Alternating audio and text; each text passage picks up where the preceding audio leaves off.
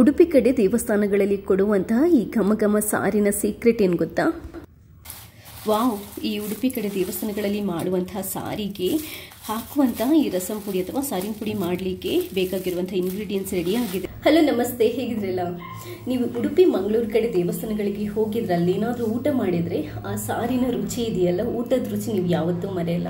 ಅದರ ಸೀಕ್ರೆಟ್ ಏನು ಗೊತ್ತಾ? ಒಂದು ಸೂಪರ್ ಆಗಿರುವಂತಹ ರಸಂ ಅಥವಾ ಸಾರು, ಮತ್ತು ಅದಕ್ಕೆ ಉಪಯೋಗ ಮಾಡುವಂತಹ ಸೂಪರ್ ಆಗಿರುವಂತಹ ಸಾರಿನ ಪುಡಿ. ನನ್ನ ಇವತ್ತಿನ ವಿಡಿಯೋದಲ್ಲಿ ಈ ಸೂಪರ್ ಆಗಿರುವಂತಹ ಉಡುಪಿ ಕಡೆ ದೇವಸ್ಥಾನಗಳಲ್ಲಿ ಮಾಡುವಂತಹ ಘಮಘಮ ಅನ್ನುವಂತಹ ಸಾರು ಮತ್ತು ಅದರ ಸಾರಿನ ಪುಡಿಯನ್ನು ಹೇಗೆ ಮಾಡೋದು ಅನ್ನೋದನ್ನು ಹೇಳ್ಕೊಡ್ತಾ ಇದ್ದೀನಿ. ವಿಡಿಯೋನ ನೋಡಿ ನೀವು ಈ ರೆಸಿಪಿನ ಟ್ರೈ ಮಾಡಿ ನನಗೆ ನಿಮ್ಮ ಫೀಡ್ಬ್ಯಾಕ್ನ ತಿಳಿಸಿ. ಹಾಗೆಯೇ ಇಲ್ಲಿ ತನಕ ನೀವು ಯಾರಾದರೂ ನನ್ನ ಚಾನೆಲ್ಗೆ ಸಬ್ಸ್ಕ್ರೈಬ್ ಆಗಿಲ್ಲದಿದ್ದರೆ ಸಬ್ಸ್ಕ್ರೈಬ್ ಆಗಿ ನನ್ನೆಲ್ಲ ವೀಡಿಯೋಸ್ನ ನೋಡಿ, ಲೈಕ್ ಮಾಡಿ, ಶೇರ್ ಮಾಡಿ, ನನ್ನ ಈ ಪ್ರಯತ್ನನ ಸಪೋರ್ಟ್ ಮಾಡಿ. ಥ್ಯಾಂಕ್ಸ್ ಎಲ್ರಿಗೂ.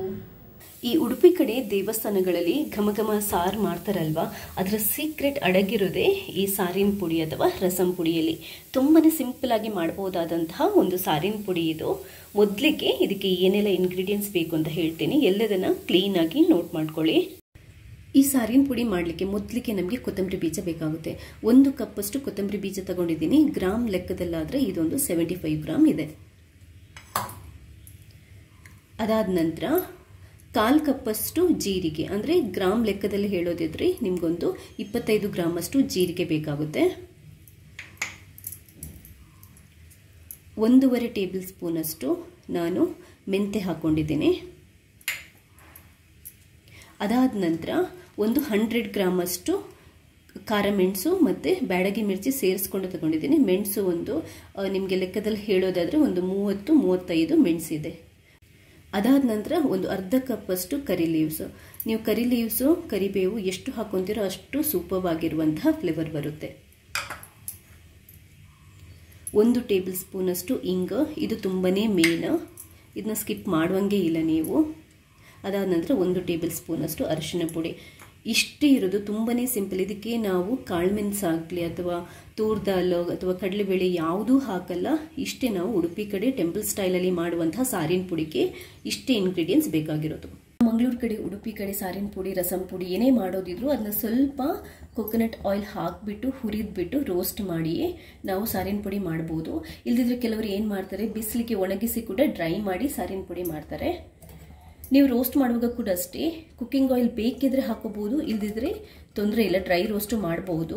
ನೀವು ಕುಕ್ಕಿಂಗ್ ಆಯಿಲ್, ಕೊಕೊನಟ್ ಆಯಿಲ್ ಹಾಕಿ ಮಾಡಿದರೆ ಫ್ಲೇವರ್ ಚೆನ್ನಾಗಿ ಬರುತ್ತೆ ಮತ್ತು ತುಂಬ ದಿನ ಇಡಬಹುದು. ಇವಾಗ ಮೊದಲಿಗೆ ನಾನು ಕೊತ್ತಂಬರಿ ಬೀಜನ ಹುರಿದ್ಕೊತಾ ಇದ್ದೀನಿ. ಒಂದು 1/2 ಟೇಬಲ್ ಸ್ಪೂನ್ ಅಷ್ಟು ಕುಕ್ಕಿಂಗ್ ಆಯಿಲ್ ಹಾಕಿದ್ದೀನಿ. ಅದು ಚೂರು ಬಿಸಿ ಆದ ನಂತರ ಈಗ ಕೊತ್ತಂಬರಿ ಬೀಜನ ಹಾಕ್ಕೊಂಡು ಲೈಟಾಗಿ ರೋಸ್ಟ್ ಮಾಡ್ಕೊಳ್ಳೋಣ. ಕೊತ್ತಂಬರಿ ಬೀಜದ್ದು ಕಲರ್ ಚೇಂಜ್ ಆಗೋ ತನಕ ನಾವು ರೋಸ್ಟ್ ಮಾಡ್ಕೋಬೇಕಾಗುತ್ತೆ. ಅದೊಂದು ಗೋಲ್ಡನ್ ಕಲರ್ ಬರೋ ತನಕ ನೀಟಾಗಿ ರೋಸ್ಟ್ ಮಾಡ್ಕೊಳ್ಳಿ. ನಿಮಗೆ ಆ ಫ್ಲೇವರ್ ಬರುತ್ತಲ್ವ, ಆವಾಗ ನಾವು ಸ್ಟವ್ ಆಫ್ ಮಾಡಿ ತೆಗೆಯಬಹುದು. ಇದನ್ನ ಒಂದು ಅಗಲವಾದ ತಟ್ಟೆಗೆ ಹಾಕೊಳ್ಳಿ. ಇದು ನಾವು ಗ್ರೈಂಡ್ ಮಾಡೋಕ್ಕಿಂತ ಮುಂಚೆ ಸ್ವಲ್ಪ ತಣ್ಣಗಾಗಬೇಕು. ಅದೇ ಪಾತ್ರೆಗೆ ಮತ್ತೆ ಒಂದು 1/2 ಟೇಬಲ್ ಸ್ಪೂನ್ ಅಷ್ಟು ಕೊಕೊನಟ್ ಆಯಿಲನ್ನು ಹಾಕ್ತಾ ಇದ್ದೀನಿ, ಕುಕ್ಕಿಂಗ್ ಆಯಿಲನ್ನು. ಇವಾಗ ಇದಕ್ಕೆ ಜೀರಿಗೆ, 1/4 ಕಪ್ ಅಷ್ಟು ಜೀರಿಗೆ, ಮೆಂತೆ, ಇದೆರಡನ್ನ ಹಾಕೊಂಡು ಹುರಿಕೊಳ್ಳೋಣ. ಈ ಜೀರಿಗೆ ಮತ್ತೆ ಮೆಂತೆದು ಕಲರ್ ಸ್ವಲ್ಪ ಚೇಂಜ್ ಆಗೋಷ್ಟು ತನಕ ಹುರಿಯಬೇಕು. ಮೆಂತೆ ಯಾವಾಗಲೂ ಕರಟಿಸಬೇಡಿ. ಮೆಂತೆ ಕರಟಿತ್ತು ಅಂತಂದ್ರೆ ನಿಮಗೆ ಸಾಂಬಾರು ಪುಡಿ ಅಥವಾ ರಸಂ ಪುಡಿ ಕಹಿ ಬರುತ್ತೆ. ಜೀರಿಗೆ ಚೂರು ಸಿಡಿಲಿಕ್ಕೆ ಶುರುವಾದ ನಂತರ ಇದನ್ನ ತೆಗೆದ್ಬಿಡೋಣ. ಸೇಮ್ ಪಾತ್ರೆಗೆ ಹಾಕೊಳ್ಳಿ. ಇವಾಗ ನಾನು ಮತ್ತೆ ಒಂಚೂರು ಎಣ್ಣೆ ಹಾಕೊಂಡು ಈ ಕರಿ ಲೀವ್ಸ್ ಅನ್ನ ಸಪರೇಟ್ ಆಗಿ ಹುರಿದ್ಕೊಳ್ತೀನಿ. ಕರಿ ಲೀವ್ಸ್ ಅನ್ನ ನೀವು ಸಪರೇಟ್ ಆಗಿ ಬೇಕಾದ್ರೂ ಹುರಿದ್ಕೋಬಹುದು, ಇಲ್ಲ ನಾವು ಜೀರಿಗೆ ಹುರಿದ್ಕೊಂತೀವಲ್ವಾ ಆವಾಗ ಲಾಸ್ಟಿಗೆ ಹಾಕಿನೂ ಹುರಿದ್ಕೋಬಹುದು. ಮೆಣಸು ಹುರಿದ್ಕೊಳ್ಳುವಾಗ ಕೊನೆಗೆ ಹಾಕಿನೂ ಹುರಿದ್ಕೋಬಹುದು. ಬಟ್ ಇದು ಒಂದು ಸ್ವಲ್ಪ ಕ್ರಿಸ್ಪಿಯಾಗಿ ರೋಸ್ಟ್ ಆದ್ರೇನೆ ಫ್ಲೇವರ್ ಚೆನ್ನಾಗಿ ಬರುತ್ತೆ. ಇದು ಆಲ್ಮೋಸ್ಟ್ ರೋಸ್ಟ್ ಟೈಪ್ ಆಗಿದೆ, ಸಾಕಿಷ್ಟು. ಅದೇ ಪಾತ್ರೆಗೆ ತೆಗೆದಿಟ್ಕೊಳ್ಳಿ. ಕೊನೆಯದಾಗಿ ನಾವು ಒಣಮೆಣಸು ಇದೆಯಲ್ವಾ, ಇದನ್ನ ಹಾಕೊಂಡು ಹುರಿದ್ಕೊಳ್ಳೋಣ. ಸ್ವಲ್ಪ ಕೊಕೊನಟ್ ಆಯಿಲ್ ಹಾಕ್ಕೊಂಡೆ ನೀವು ಒಣಮೆಣಸನ್ನು ರೋಸ್ಟ್ ಮಾಡಿದರೆ ಫ್ಲೇವರ್ ತುಂಬಾ ಚೆನ್ನಾಗಿ ಬರುತ್ತೆ. ರೋಸ್ಟ್ ಆದರೆ ಸಾಕು, ಕರಟಲಿಕ್ಕೆ ಬಿಡೋದು ಬೇಡ. ಕರಟಿದ್ರೆ ಸಾರಿನ ಪುಡಿ ಚೆನ್ನಾಗಿ ಬರಲ್ಲ. ಸಾಕಿದೆಷ್ಟು.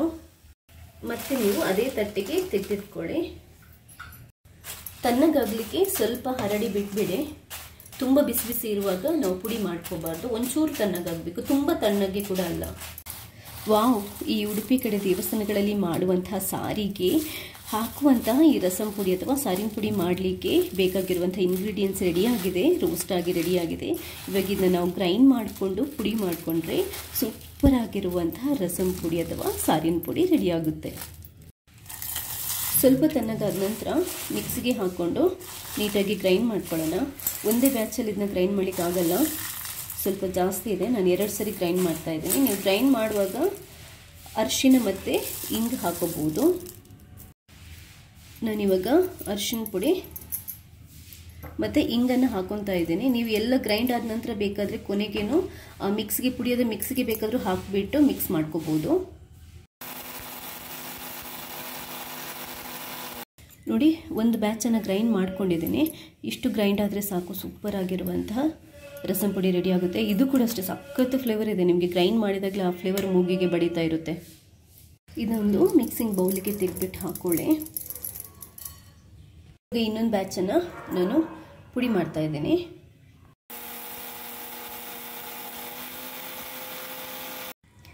ಎರಡು ಸರಿ ಕೂಡ ಗ್ರೈಂಡ್ ಮಾಡಿ ಆಯಿತು. ರಸಂ ಪುಡಿ ರೆಡಿಯಾಗಿದೆ. ನೋಡಿ, ಸೂಪರ್ ಆಗಿರುವಂಥ ರಸಂ ಪುಡಿ ರೆಡಿ ಆಗಿದೆ.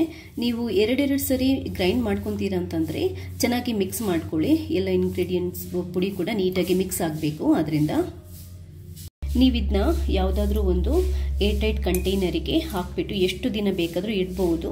ಬರೀ ದೇವಸ್ಥಾನ ಸ್ಟೈಲ್ ರಸಂ ಅಂತಲ್ಲ, ಯಾವುದೇ ರಸಂ ಮಾಡಬೇಕಾದ್ರೂ ನೀವು ಇದನ್ನ ಯೂಸ್ ಮಾಡ್ಬೋದು. ಇವಾಗ ಈ ರಸಂ ಪುಡಿನ ಹಾಕಿಬಿಟ್ಟು ಉಡುಪಿ ದೇವಸ್ಥಾನ ಸ್ಟೈಲಲ್ಲಿ ಮಾಡುವಂಥ ಸೂಪರ್ ಆಗಿರುವಂಥ ಸಾರು ಅಥವಾ ರಸಮನ್ನು ಹೇಗೆ ಮಾಡೋದು ಅಂತ ನೋಡ್ಕೊಂಬರೋಣ. ಮೊದಲಿಗೆ ನಾವು ಈ ಟೆಂಪಲ್ ಸ್ಟೈಲ್ ಸಾರು ಅಥವಾ ರಸಂ ಮಾಡಬೇಕಿದ್ರೆ ಹುಣಸೆ ಹಣ್ಣನ್ನು ನೆನೆ ಹಾಕಬೇಕು. ಒಂದು ಲಿಂಬೆ ಗಾತ್ರದಷ್ಟು ಹುಣಸೆ ಹಣ್ಣನ್ನು ತಗೊಂಡಿದ್ದೀನಿ.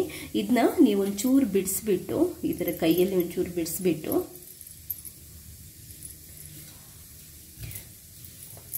ಒಂದು ಸ್ವಲ್ಪ ಉಗುರು ಬೆಚ್ಚ ನೀರು ಹಾಕಿಬಿಟ್ಟು ನೆನೆ ಹಾಕ್ಕೊಳ್ಳಿ. ಇದೊಂದು 5-10 ನಿಮಿಷ ನೆನೆಬೇಕು ನೀರಲ್ಲಿ. ಅದಾದ ನಂತರ ಇದರ ಜ್ಯೂಸ್ ತೆಗೆದು ನಾವು ಸಾರು ಮಾಡಬೇಕಾಗುತ್ತೆ. ಅದಾದ ನಂತರ 1 ಕಪ್ಪಷ್ಟು ತೊಗರಿ ಬೇಳೆನ ನಾನು ಚೆನ್ನಾಗಿ ಬೇಯಲಿಕ್ಕೆ ಇಟ್ಟಿದ್ದೇನೆ. ಒಂದು 5-6 ವಿಷಲ್ ಹಾಕ್ಕೊಳ್ಳಿ. ತುಂಬ ಸ್ಮ್ಯಾಶ್ ಮಾಡಿಕೊಂಡು ನಾವು ಸಾರು ಮಾಡಬೇಕಾಗುತ್ತೆ. ಒಂದು 10 ನಿಮಿಷ ಆದ ನಂತರ ಇದು ನೋಡಿ, ಹುಣಸೆ ಹಣ್ಣು ಸಾಫ್ಟ್ ಆಗಿರುತ್ತೆ. ಇದನ್ನ ಚೆನ್ನಾಗಿ ಹಿಚುಕಿ ಬಿಟ್ಟು ಜ್ಯೂಸನ್ನು ತಗೊಳ್ಳಿ. ನೋಡಿ, ಹುಣಸೆ ಹಣ್ಣಿನ ರಸ ಅಥವಾ ಹುಣಸೆ ಹಣ್ಣಿನ ಜ್ಯೂಸ್ ರೆಡಿ ಆಗಿದೆ. ಇವಾಗ ಅದೇ ಥರ ಈ ಬೆಂದಿರುವಂತಹ ಬೇಳೆ ಇರುತ್ತಲ್ವ, ಅದನ್ನ ಸ್ಮ್ಯಾಶ್ ಮಾಡ್ಕೊಂಡು ಇಟ್ಕೊಳ್ಳಿ. ಸ್ಟವ್ ಮೇಲೆ ಒಂದು ಪಾತ್ರೆ ಇಟ್ಟು ನಾವು ಸಾರು ಮಾಡಲಿಕ್ಕೆ ಅದಕ್ಕೆ ಈ ಹುಣಸೆ ಹಣ್ಣಿನ ಜ್ಯೂಸನ್ನು ಹಾಕೊಳ್ಳಿ. ಇವಾಗ ಇದಕ್ಕೆ 1-2 ಹಸಿಮೆಣಸಿನಕಾಯಿ, ಒಂದು ಸ್ವಲ್ಪ ಕರಿ ಲೀವ್ಸ್ ಹಾಕೊಳ್ಳಿ. ಇದಕ್ಕೆ ಇವಾಗ ನಾನು ಒಂಚೂರು ಬೆಲ್ಲ ಹಾಕೊತಾ ಇದ್ದೀನಿ. ಇದು ಆಲೆ ಮನೆದು ಪ್ಯೂರ್ ಬೆಲ್ಲ, ನೀರು ಬೆಲ್ಲ ಅಂತಾರಲ್ಲ, ತುಂಬಾ ಕ್ವಾಲಿಟಿ ಇರುವಂಥದ್ದು, ಆರೋಗ್ಯಕ್ಕೆ ತುಂಬಾ ಒಳ್ಳೆಯ ಬೆಲ್ಲ. ಇದು ಎಲ್ಲ ಕಡೆ ಸಿಗಲ್ಲ ನಿಮಗೆ. ಊರ ಕಡೆ ಅಂಗಡಿಗಳಲ್ಲಿ ಊರ ಕಡೆ ಹೋದರೆ ಸಿಗುತ್ತೆ. ನೀವು ಬೆಲ್ಲ ಬೇಡ, ಬೆಲ್ಲ ತಿನ್ನೋದವರು, ಸಿಹಿ ಇಷ್ಟ ಆಗಲ್ಲ ಅನ್ನೋರು ಸ್ಕಿಪ್ ಮಾಡ್ಬೋದು. ಬಟ್ ಉಡುಪಿ ದೇವಸ್ಥಾನಗಳಲ್ಲಿ ಮಾಡೋ ಸಾರಿಗೆ ಸಿಹಿ ಹಾಕಿ ಹಾಕ್ತಾರೆ, ಅಂದರೆ ಬೆಲ್ಲ ಹಾಕಿ ಹಾಕ್ತಾರೆ. ಇದಕ್ಕೆ ಒಂದು 1.5 ಟೇಬಲ್ ಸ್ಪೂನ್ ಅಷ್ಟು ಕಲ್ಲುಪ್ಪು ಹಾಕೊತಾ ಇದ್ದೀನಿ ರುಚಿಗೆ. ಆಮೇಲೆ ಬೇಕಾದರೆ ನೋಡ್ಕೊಂಡು ಅಡ್ಜಸ್ಟ್ ಮಾಡ್ಕೊಳ್ಳಿ. 1 ಟೇಬಲ್ ಸ್ಪೂನ್ ಅಷ್ಟು ಈ ಸಾರಿನ ಪುಡಿ ನಾವು ಇವಾಗ ರೆಡಿ ಮಾಡಿದ್ವಲ್ಲ, ಆ ಸಾರಿನ ಪುಡಿ ಹಾಕಿಬಿಟ್ಟು ಈ ಹುಣಸೆ ಹಣ್ಣಿನ ಜ್ಯೂಸನ್ನು ನಾವು ಮೊದಲು ಕುದಿಲಿಕ್ಕೆ ಬಿಡಬೇಕು. ಸ್ವಲ್ಪ ಮಿಕ್ಸ್ ಮಾಡ್ಕೊಳ್ಳಿ.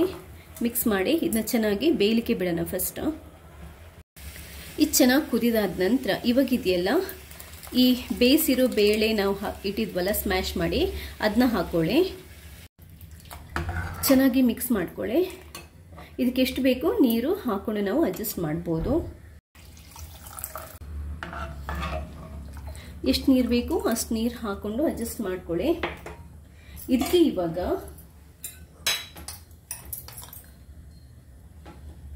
ಮತ್ತೆ 1 ಟೇಬಲ್ ಸ್ಪೂನ್ ಅಷ್ಟು ಸಾರಿನ ಪುಡಿ ನಾವು ರೆಡಿ ಮಾಡಿದ್ವಲ್ಲ ರಸಂ ಪುಡಿ, ಆ ರಸಂ ಪುಡಿ ಹಾಕೋಬೇಕು.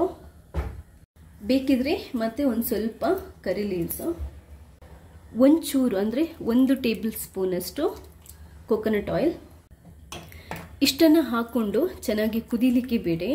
ಆ್ಯಕ್ಚುಲಾಗಿ ಇದಕ್ಕೆ ಅರಿಶಿನ ಮತ್ತು ಇಂಗು ಹಾಕ್ತಾರೆ, ಆದರೆ ನಾವು ಸಾರಿನ ಪುಡಿಗೇನೆ ಅರಿಶಿನ ಮತ್ತು ಇಂಗು ಹಾಕಿದ್ರಿಂದ ಇವಾಗ ಸಪ್ರೇಟಾಗಿ ನಾವು ಅರಿಶಿನ ಮತ್ತು ಇಂಗು ಹಾಕೋ ಅವಶ್ಯಕತೆ ಇಲ್ಲ. ಇಷ್ಟೇ, ತುಂಬ ಸಿಂಪಲ್ ಆಗಿ ಮಾಡುವಂತಹ ಸಾರಿದು. ಉಪ್ಪು ಮತ್ತು ಸಿಹಿ ನಿಮಗೆ ಬೇಕಿದ್ರೆ ನೋಡ್ಕೊಂಡು ಅಡ್ಜಸ್ಟ್ ಮಾಡ್ಕೊಳ್ಳಿ. ಇದು ಕುದಿದು ರೆಡಿ ಆದರೆ ಸೂಪರ್ ಆಗಿರುವಂತಹ ದೇವಸ್ಥಾನ ಶೈಲಿಯಲ್ಲಿ ಮಾಡುವಂತಹ ಸಾರು ರೆಡಿ ಆಗುತ್ತೆ. ನೋಡಿ, ಚೆನ್ನಾಗಿ ಕುದೀತಾ ಇದೆ, ಸಾರು ರೆಡಿ ಆಗ್ತಾ ಇದೆ.